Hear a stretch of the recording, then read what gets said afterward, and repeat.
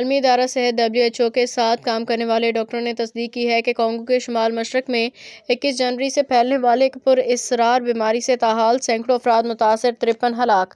متعدد media reports کے مطابق نامعلوم وائرس سے سب سے پہلے بولوکو کے قصبے میں ظاہر ہوا، جہاں 3 بچے ایک مردہ چمگادڑ کھانے کے بعد ناک سے خون بہنے اور خون کے قے کی وجہ سے جان سے ہاتھ دھو بیٹھے۔ پراسرار وائرس کے زیر اثر زیادہ تر مریضوں کی پہلی علامت ظاہر ہونے میں 48 گھنٹوں کے اندر موت۔ واقعہ خاموش، قاتل اور خطرناک ترین وائرس کی جلد برطانیہ پہنچنے کا خدشہ فلو علامات میں شامل۔ WHO کانگو میں پھیلے اس پراسرار وائرس کے سبب صورتحال پر قابو پانے کی کوشش۔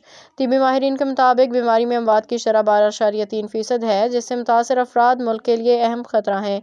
میڈیا رپورٹس کے مطابق لیبارٹری ٹیسٹوں سے معلوم ہوا کہ اس بیماری کا ایبولا یا ماربرگ جیسی زیادہ تشویشناک بیماریوں سے کوئی تعلق نہیں۔